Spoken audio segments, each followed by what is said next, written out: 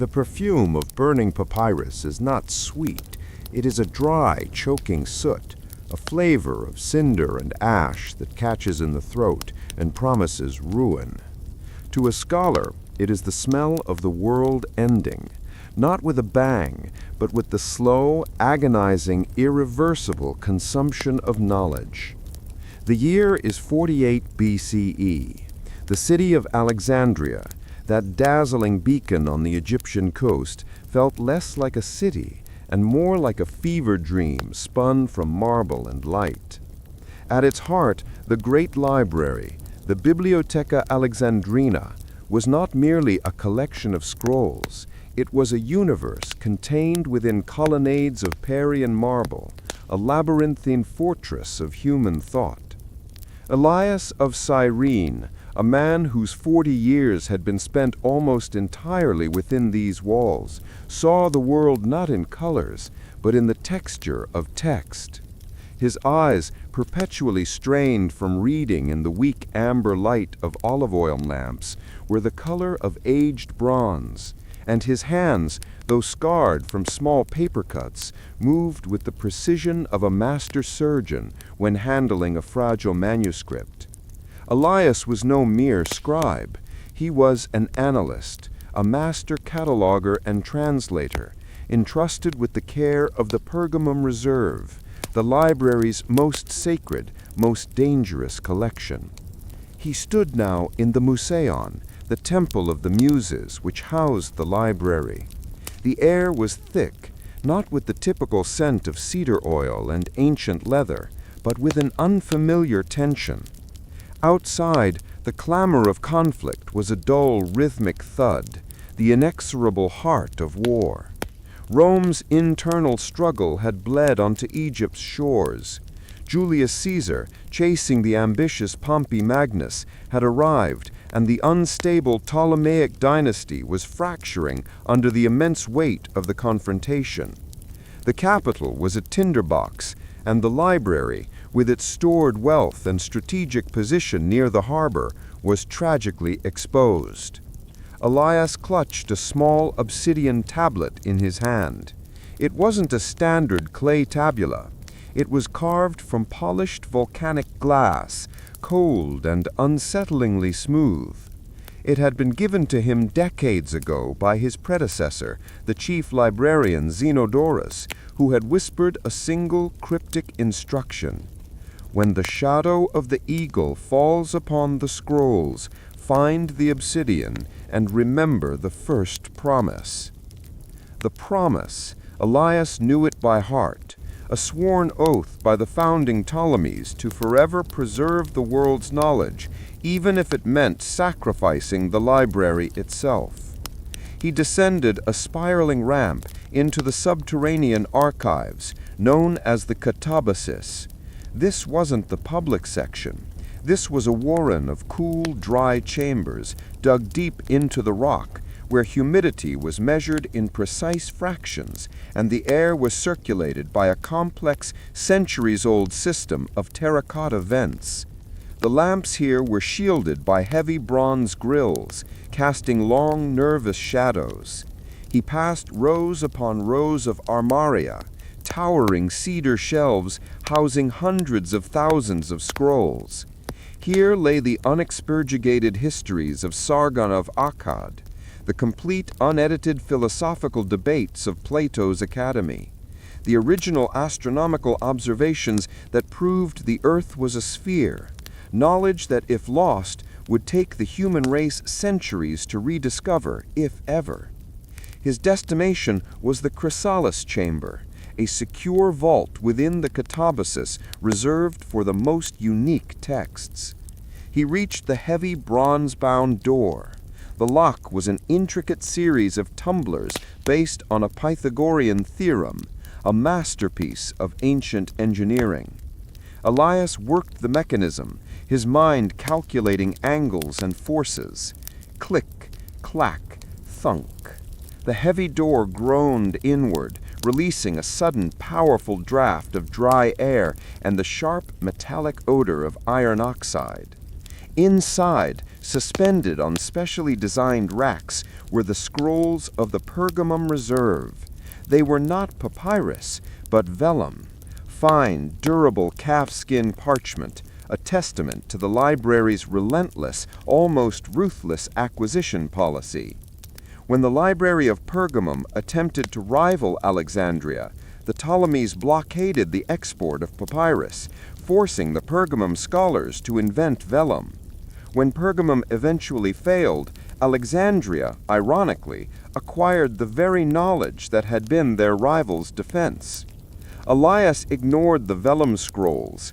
His eyes went directly to a small, isolated niche. On a simple wooden stand rested a single sealed cedar box.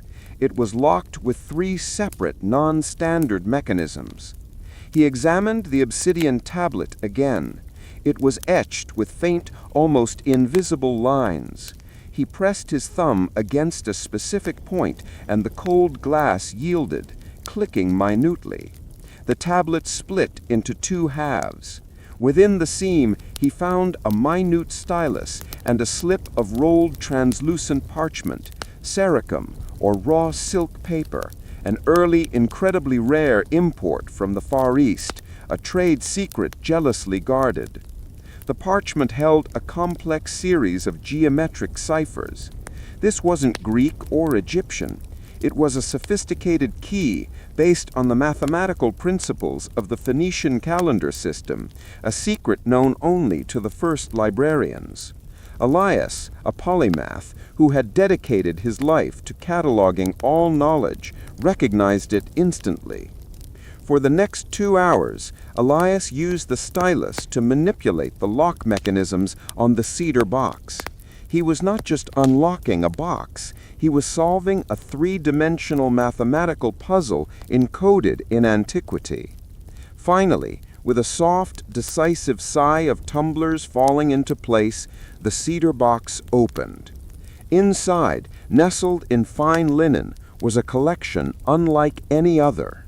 Not scrolls, these were codices, bound books, the format that would one day define the modern era, centuries before their time. They were the private, final copies of the most dangerous, subversive, and perhaps vital texts. He secured the cedar box. The codices and the orichalcum cylinder were the mission.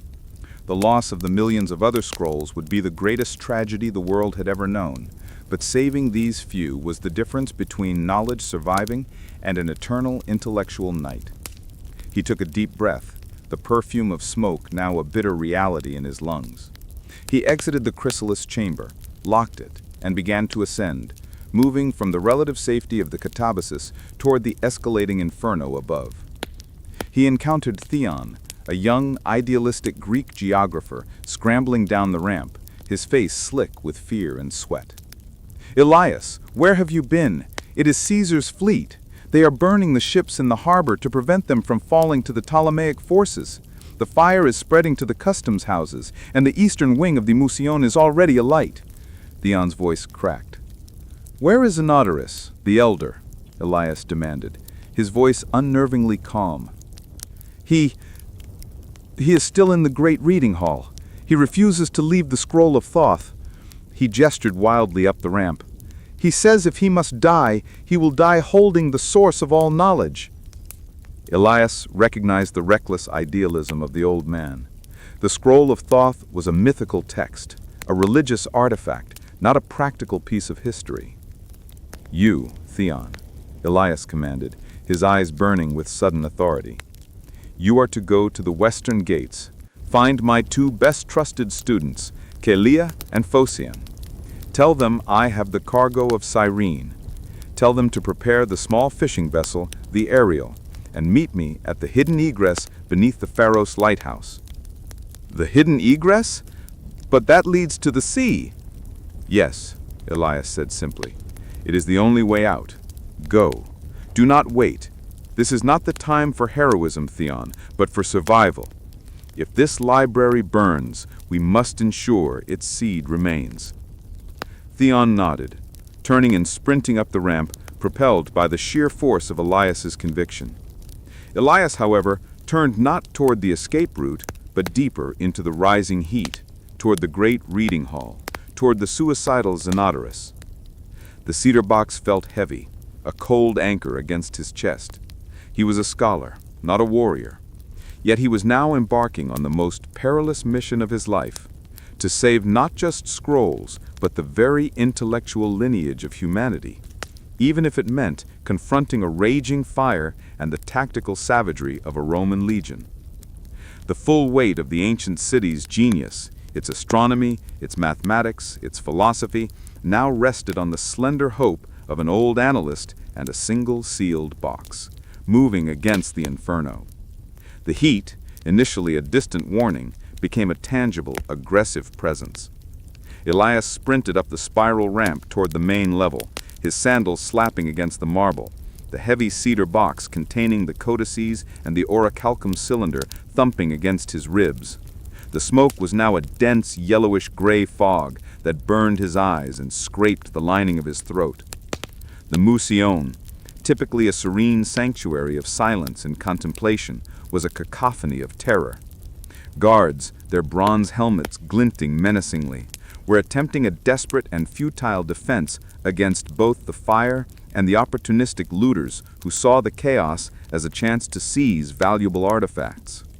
Scholars, their faces streaked with soot and tears, stumbled about, clutching small, irreplaceable scrolls, a personal history, a favorite poem, anything they could carry, realizing that a lifetime of work was turning to ash around them.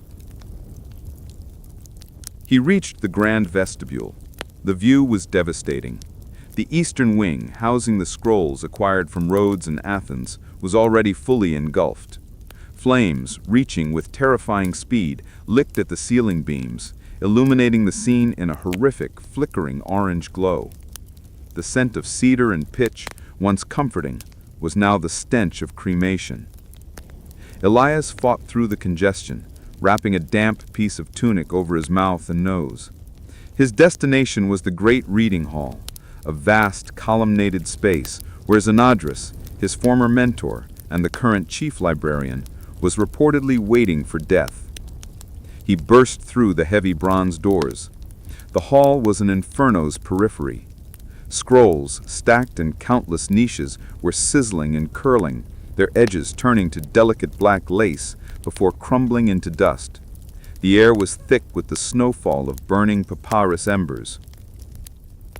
Zenodorus, a skeletal man whose only vitality resided in his brilliant, ancient eyes, sat cross-legged amidst the chaos.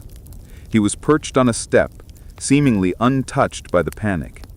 In his lap rested the object of his reverence, a scroll bound in heavy leather and sealed with 7 wax seals. The mythical scroll of Thoth, a text whispered to contain the fundamental secrets of magic and the universe, perhaps more spiritual than factual. "Zenodorus!" Elias shouted, his voice roughed and swallowed by the roar of the fire. He rushed forward, shielding his face from a sudden blast of searing heat. The old man looked up, a placid, almost beatific smile on his face. "Elias, my finest cataloger, you look distressed. Why the hurry? The muses are finally claiming their due. We are but temporary custodians. The knowledge returns to the ether." "This is not the ether, elder. This is the barbarism of war." Elias kneeled, grabbing his frail arm. "We must go. I have the cargo of Cyrene. The reserve is safe, but we must reach the coast now." "You misunderstand, my son. The physical scroll is the cage. The knowledge is in my mind. I am the vessel, and you have chosen the seed, the difficult path. I respect your pragmatism, but I choose conviction." A thick, flaming beam from the ceiling crashed down only a few feet away, showering them with sparks. "Conviction will turn you to ash," Elias pleaded. "If the scroll of Thoth holds the secrets of the universe, shouldn't that knowledge survive beyond this room? Come, we can debate epistemology on the boat." Zenodorus held up a hand, silencing him. His expression turned serious, his ancient eyes locking on to Elias's. "Listen, the fire is a smokescreen. The Romans know the true prize is not the scrolls, but the integrity of the catalog. They will use this fire as an excuse to seize the Pinakes, the definitive 10-volume subject catalog. If they control the index, they control how history is read." Elias realized the chilling truth. The loss of the scrolls was a catastrophe, but the loss of the catalog, the knowledge of what had existed, was an act of intellectual murder. The Pinakes were the master key to human learning, compiled over centuries. "Where is it?" Elias demanded. "The main copy is always in the scriptorium archive, adjacent to the Great Hall, behind the bronze statue of Callimachus. Go, save the index, Elias. Without the index, your codices are merely curiosities, not the foundation of a new library." Elias hesitated for only a second, torn between saving his mentor and securing the world's most critical academic document. The survival of the knowledge, the purpose of his life, won out. "May the muses protect you, elder," Elias whispered, before turning and plunging deeper into the smoke toward the small, unmarked door behind the massive bronze effigy of the library's first great cataloger, Callimachus.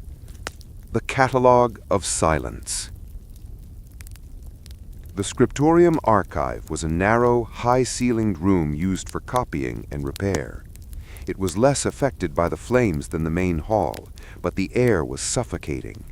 Elias located the Callimachus cache, a hidden compartment in the statue's pedestal. He pulled a lever disguised as a decorative relief, and a small, heavy stone slab slid aside. Inside were 10 perfectly bound volumes made of the finest vellum, each secured with an iron clasp. These were the Pinakes, the definitive list of every author, every title, and every subject contained within the great library. They documented the known intellectual universe. They were the key to rebuilding. He quickly transferred the 10 heavy volumes from the cache and placed them inside a specially prepared oilcloth sack he pulled from beneath his tunic. The weight was immense, but he hoisted the sack over one shoulder, balancing the cedar box of codices on the other arm.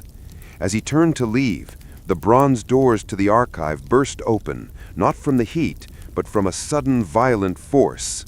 Standing silhouetted against the raging flames of the great hall was a man in full Roman military regalia, a centurion, his helmet plumes scorched, his eyes narrow and dangerous.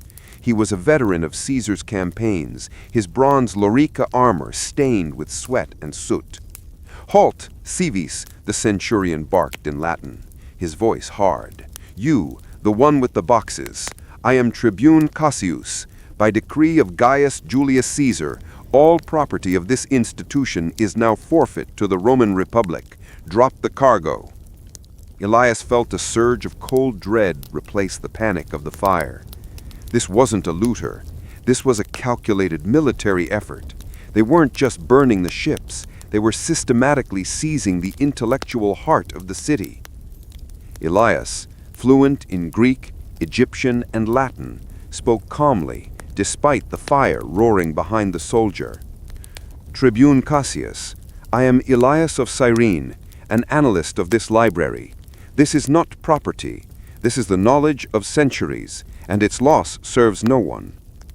Cassius took a step closer, his hand resting menacingly on the hilt of his gladius. "Your knowledge is now Caesar's property. The Ptolemies must not profit from it. I know what these archives contain. I have my orders. Secure the Pinakes and the strategic texts. You have them, scholar." Elias knew if the Romans secured the Pinakes, they would use it to selectively choose which remaining scrolls to seize, which to destroy, and which histories to erase. The catalog was too dangerous in their hands. Elias lied, pulling on the last vestiges of his professional demeanor. "The Pinakes are scattered. They are not here. This," he gestured to the cedar box, "is merely a collection of minor astrological observations, useless to Rome." Cassius laughed, a dry, hacking sound that mixed with the crackle of the fire. "Your deception is appreciated, Elias of Cyrene, but foolish. My scouts reported a flurry of activity around the Pergamon reserve entrance earlier. That box contains something far more valuable than astrology. Now drop the boxes, or I will run you through." The space was tight, and the centurion's heavy armor made him seem invincible. Elias, armed only with a stylus and a lifetime of reading, had no chance of a physical confrontation. But he had one advantage. He knew the library better than any man alive. Elias looked past the tribune, his eyes fixed on a specific point on the ceiling, a junction of vents and support beams, just above the Roman soldier. "Before you commit murder, Tribune," Elias said, his voice gaining a sudden low resonance, "you should know that the architects of the Museion built it to protect itself." He took a desperate leap sideways, plunging his weight on an ancient ornamental bronze lever set into the wall, the lever that controlled the localized venting system for the scriptorium. The lever was stiff, unused for centuries, but Elias used his full weight. With a grinding shriek, the heavy vents above the centurion slammed shut, cutting off the main exhaust route for the smoke. Simultaneously, the heat from the adjacent Great Hall, no longer vented, was instantly channeled into the small scriptorium archive. A tidal wave of superheated air and thick, oily smoke surged into the small room. The effect on the armored tribune was immediate and devastating. The bronze of his armor, a conductor of heat, became a searing cage. Cassius roared, the metal of his breastplate suddenly radiating intense heat. He stumbled backwards, dropping his gladius as he clawed desperately at his helmet.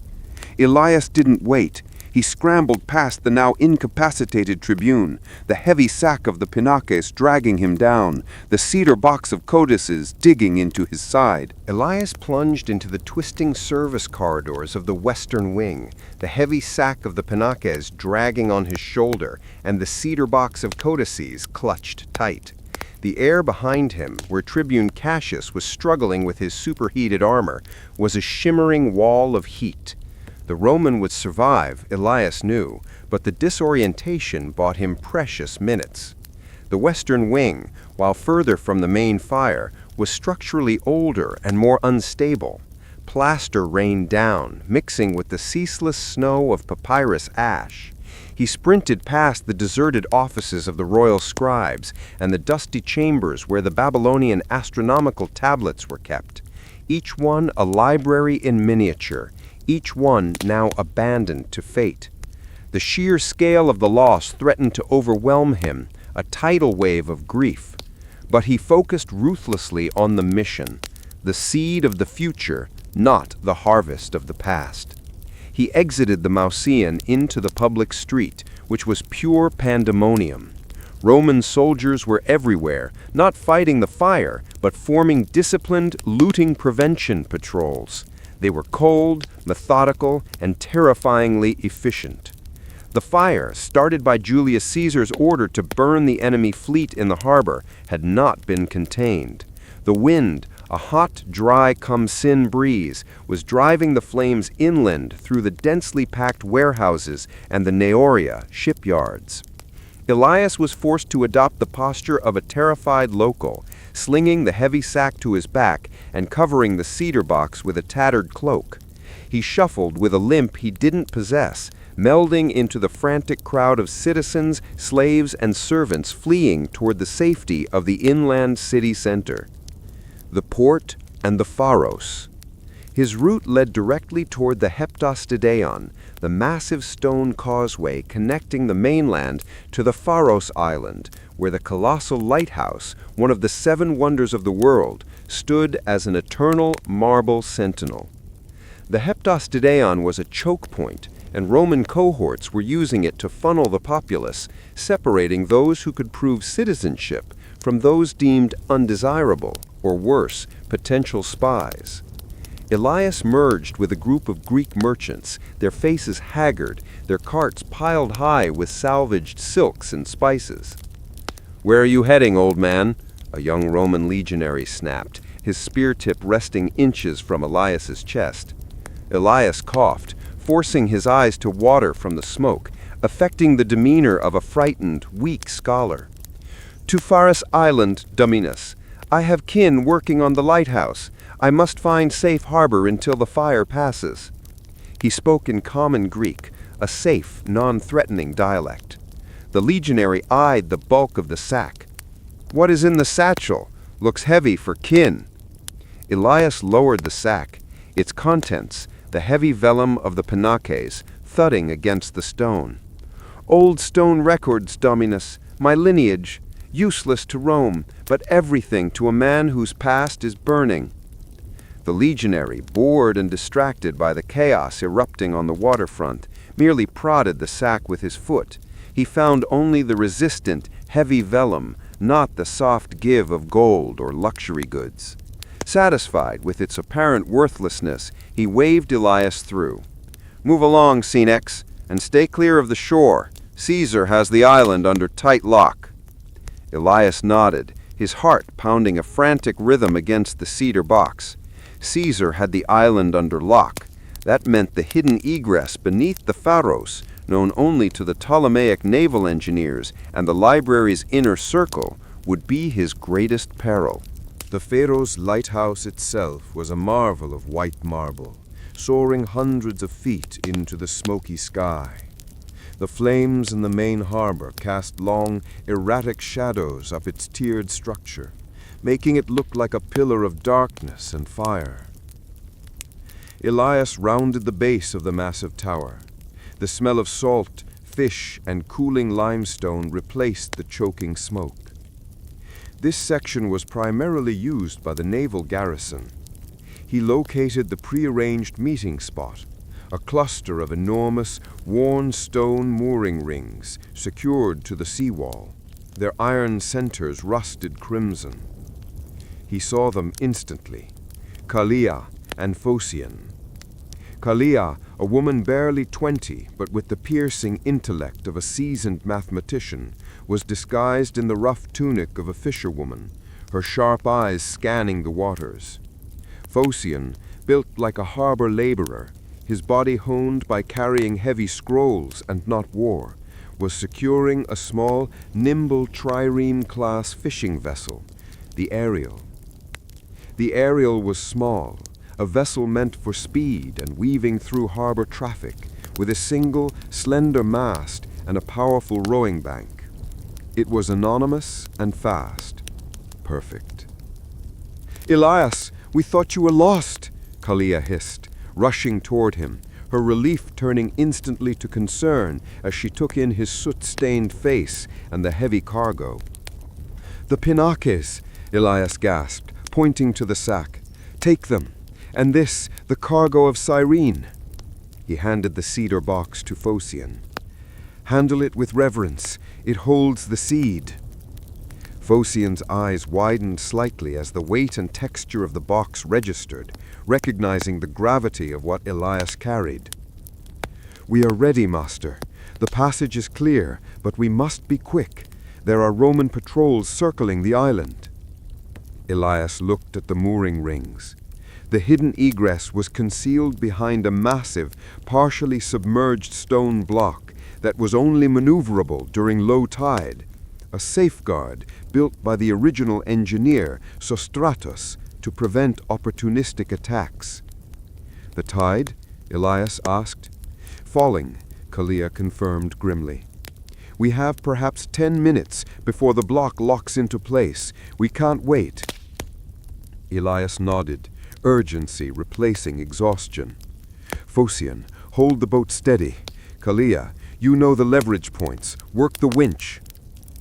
The three worked in a desperate, silent harmony. Phocion secured the Ariel's prow to a cleat, and then helped Kalia with the immense, hidden bronze winch built into the seawall. The mechanism, well oiled over the centuries, groaned but did not fail. Slowly, agonizingly, the massive stone block, thick with barnacles and sea growth, began to pivot inward. A dark, narrow aperture appeared, an opening just wide enough for a man to slip through, leading into a stone tunnel carved directly into the bedrock beneath the lighthouse. The smell of cool, damp sea air rushed out. As they prepared to descend, a sudden, bright flare of torchlight illuminated the scene. A Roman scout on the upper rampart of the Pharos had spotted the movement. He bellowed a warning that echoed across the water. "Romans, below! Intruders at the egress!" Kalia let out a cry of panic. "They see us! They'll be on us in a moment!" "Go!" Elias commanded, shoving the Penake's sack into her arms. "Into the tunnel! Do not stop! I will follow! You must reach the aerial!" Kalia, recognizing the finality in his voice, disappeared into the dark hole, clutching the sack of the world's knowledge. Phocion, hesitant, looked at Elias. "I cannot leave you, master." "You already have the most precious cargo," Elias pointed to the cedar box. "Get to the boat. The scrolls are useless if the boat is lost." Elias grabbed a heavy, discarded boat cleat, a blunt weapon of last resort, and positioned himself between the tunnel entrance and the point where the Roman shore patrol would appear. He was tired, choked with smoke, and carrying the exhaustion of centuries of scholarship, but he was the guardian of the seed. He would buy them the time they needed. He heard the heavy, rhythmic pounding of Roman boots approaching fast, their orders barked in sharp, aggressive Latin. The pounding of the Roman boots grew deafening. Elias stood before the narrow, dark mouth of the egress, the sea-slicked boat cleat held low in his hand. He was the frailest of gatekeepers, yet he guarded the most valuable treasure on earth. 2 Roman soldiers, heavy with armor and dripping with the salty sweat of their sprint, rounded the curve of the seawall. They were hardened veterans, their faces grim and set. Their attention was not on the small dark scholar, but on the gaping, unusual hole in the magnificent Pharos foundation. "Stop in the name of the eagle!" the first legionary shouted, lifting his short, heavy pilum, javelin. Elias did not answer in Latin. He used the ancient Greek of the library's founders, a tongue meant for philosophy, now weaponized. "This place is sealed. You will not violate the sanctuary." The soldiers exchanged a look of contempt. To them, this was not a sanctuary, but a collapsing temple of a defeated regime. "Move aside, fool," the second soldier growled, leveling his shield. Elias knew he had only one chance, speed and surprise. He needed to delay, not fight a battle he could not win. As the first soldier lunged forward, prepared to sweep Elias aside with his shield and stab him with the javelin, Elias dropped low and threw the heavy, empty sack of the Penakes directly into the soldier's face. The move was unorthodox and effective. The soldier flinched, his helmet shifting, and the heavy leather momentarily blinded him. As he struggled to regain his sight, Elias brought the boat cleat up in a sharp, brutal arc, connecting with the soldier's unprotected knee. The crack of bone was sickening. The soldier roared, staggering back, dropping his pilum. The second soldier reacted instantly, drawing his gladius. This man was disciplined. Elias dodged a sweeping cut, the blade whistling past his ear, the weight of the cedar box and the cleat slowing him down. The Roman pressed the attack, driving Elias backward toward the edge of the water. Elias desperately fought for space, maneuvering the Roman toward the winch mechanism that had moved the stone door. He parried a thrust with the heavy cleat, the clash of metal and iron sending vibrations up his arm. "You may kill the man," Elias choked out, swinging wildly and forcing the Roman to momentarily defend. "But you cannot kill the ideas." The soldier sneered, seeing his opportunity. He sidestepped the cleat and lunged for the cedar box, correctly guessing its importance. "Ideas don't pay Caesar's wages." As the Roman's hand grasped the box, Elias unleashed his final, desperate library trick. He pulled the lever he'd spotted earlier, a secondary small iron latch near the winch. This latch controlled the hydraulic mechanism meant to lock the escape door shut against the tides. Crank! Clunk! The giant pivot stone, which Kalia and Phocion had just forced open, began to shift back into place with agonizing speed. The massive rock block slammed into the water with a thunderous splash and a grinding screech of stone on stone, narrowly missing the soldiers' feet. The sudden noise, the spray of cold water, and the knowledge that their quarry was escaping through the closing gap caused the Roman to hesitate for a crucial second. Elias seized the moment. He twisted, ducked under the soldier's arm, and with a final surge of adrenaline, plunged headfirst into the rapidly shrinking opening, clutching the cedar box, the cargo of Cyrene, to his chest. He landed hard in the cold, waist-deep seawater that pooled in the bottom of the tunnel. The stone slammed shut behind him with an echoing thud, plunging him into absolute, chilling darkness. He heard the muffled, enraged shouts of the Tribune Cassius's patrol from the other side, trapped by the massive, immovable stone. Elias scrambled forward, soaked and disoriented, inhaling the dank, cold air, a stark contrast to the burning smoke he'd fled. "Kalia! Phocion! Where are you?" "Here, master! Follow the voice!" Kalia's voice was sharp, anxious, echoing from further ahead. The tunnel was ancient, built by Sostratus to allow workers secret access to the lighthouse's inner mechanisms from the sea. It was a harrowing passage, twisting and slick with seaweed, lit only by Kalia's small, sputtering whale oil lamp. Elias splashed and stumbled forward, his lungs burning, the heavy cedar box becoming a burden. He found Phocion and Kalia at the end of the passage, where a final short ladder led down to the sea. The water here was deeper, calmer, and black as pitch. "The tide is too low now, Elias," Phocion whispered urgently. "The main moorings are exposed, but the aerial is tethered low. We must swim." He pointed to a narrow, submerged opening in the seawall, the true exit. "Did you secure the pinaques?" Elias asked Kalia, ignoring the immediate danger. "Yes, master. They are sealed tight in the oilcloth, secured in the boat's bilge," she confirmed, her voice steady. The intellectual cargo was safe. "Good." Elias handed the cedar box to Phocion. "Hold this tight. Now move." Phocion slipped into the water, expertly navigating the short, treacherous swim beneath the stone barrier. Kalia followed. Elias, exhausted and near collapse, took a final deep breath. The muffled sounds of the Romans trying to smash their way through the sealed egress spurred him on. He slipped beneath the surface, the cold water, a shocking jolt to his system. He swam blindly for a few strokes, following a faint glimmer of light. He breached the surface with a gasp, coming up beside the small, low-slung fishing boat, the Ariel. Phocion and Kalia hauled him aboard. He collapsed onto the damp deck, water streaming from his clothes. The cedar box was placed reverently next to him, safe. Phocion immediately moved to the rowing bank, taking the main oar. Kalia, securing the oilcloth sack of the pinaques, moved to the stern. "We need sail, Phocion.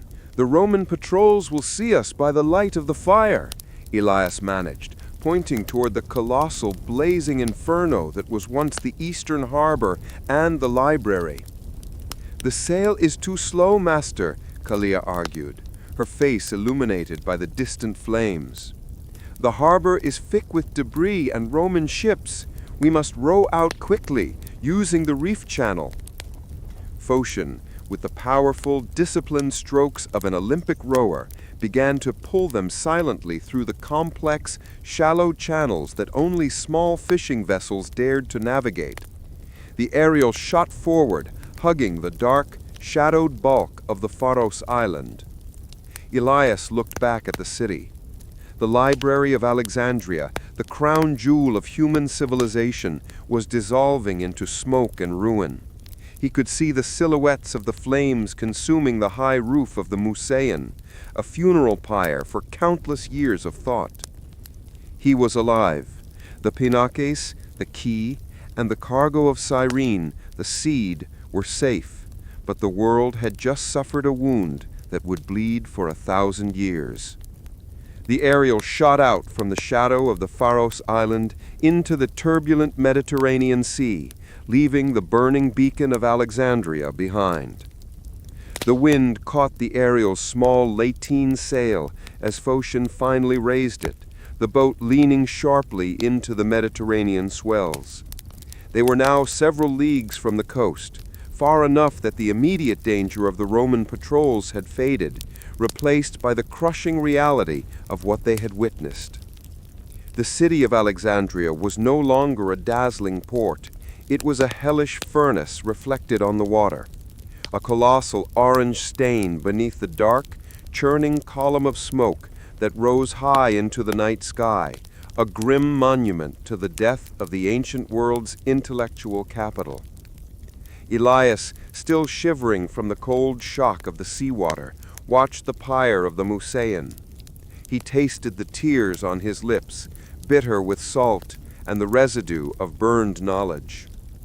He had dedicated his life to preserving everything. He had succeeded in saving a tiny, almost negligible fraction. Kalia, ever the pragmatist, broke the silence. Elias, they will search for us. Caesar will demand to know what was saved from the Pergamon reserve. No one outside our circle knows that the catabasis was partially shielded by the fire's path, but they will know something vital is missing. Phocion, rowing with a slow, powerful rhythm that kept them moving steadily west, grunted. Where will we go? Rhodes? Cyprus? They are all under Rome's shadow now. Elias turned from the fire, placing his hands on the cedar box and the heavy oilcloth sack. His gaze, weary but burning with a new fierce clarity, settled on the contents. We go to Cyrene, he announced, naming his harsh birthplace, a city now politically annexed by Rome, but geographically remote on the Libyan coast. The scholars of Cyrene were the original keepers of the secret of the reserve. They are the only ones who can verify the integrity of the pinakes and understand the truth of this box. He indicated the heavy sack. This is the pinakes, the index, the intellectual map of what humanity once knew.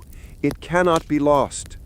Without the index, any surviving scroll in the world is a piece of a puzzle without the picture. Then he knelt and placed a trembling hand on the cedar box. But this is the mission, the cargo of Cyrene. Kalia and Phocion watched as Elias gently opened the cedar box. In the faint, flickering light of the crescent moon, they saw the 3 vellum codices, the history, the astronomy, the drama, and the heavy, dark cylinder of orichalcum. Elias lifted the cylinder. It felt impossibly dense, cold, and slightly unnerving. The codices are the most volatile political and philosophical texts. The future will need them to remember the dangers of blind power. He focused entirely on the orichalcum cylinder, the mythical metal of Atlantis. This metal is not of this place or time. It was brought to Alexandria by the first Ptolemies, who understood that knowledge is often best sealed away until humanity is ready for its power. He worked the unseen release mechanism, a delicate twist of the 2 halves. The cylinder separated with a hiss of released, long-contained air, a sound like a whisper from the deep past.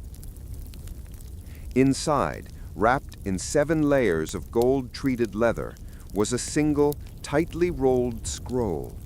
It was not papyrus or vellum, but a thin, almost luminous sheet of pure beaten silver, darkened with age, inscribed with microscopic crystalline symbols.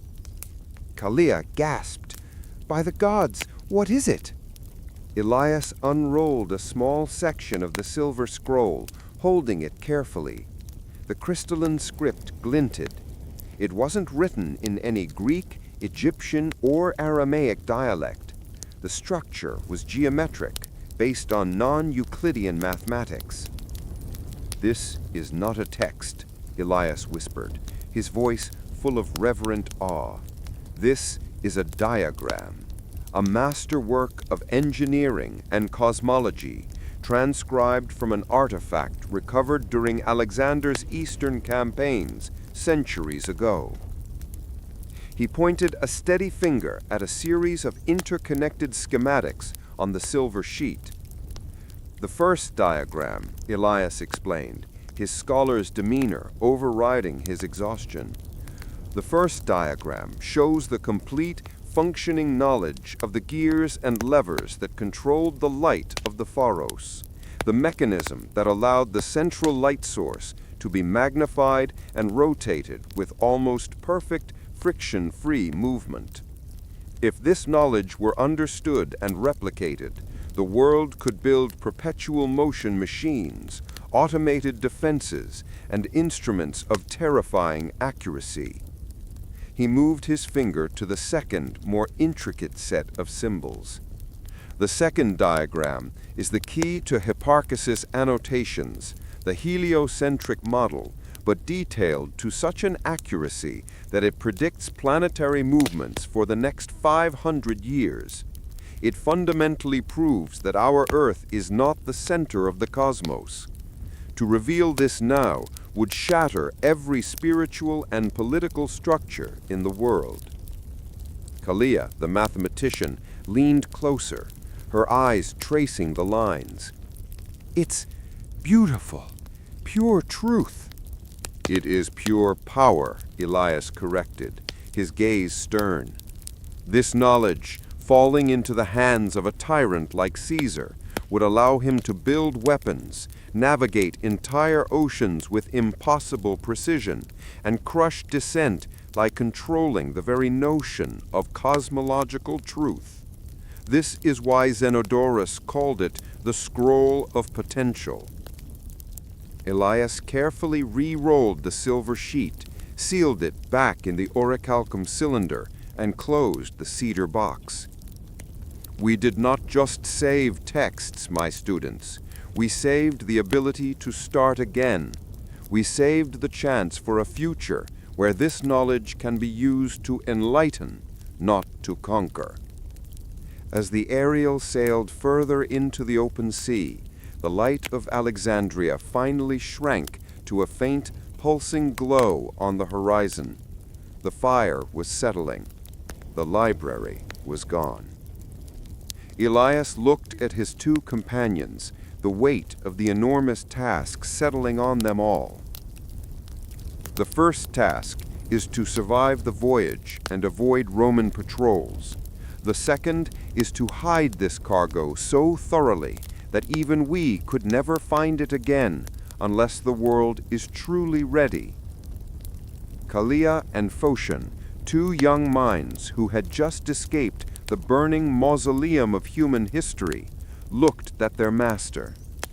Elias laid his hand on the cedar box and spoke the ancient oath of the Pinake's keepers, the oath they had all learned by heart, unaware of its true, desperate context.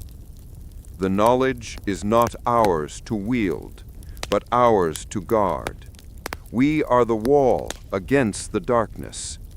If the world is healed, the seed shall be planted. If the world is broken, the seed shall sleep. This is the last library of Alexandria." In the dark silence of the sea, with the ashes of a civilization settling around them, the three refugees became the diaspora of knowledge, carrying the entirety of the world's most dangerous secrets to an uncertain future. Their journey had just begun.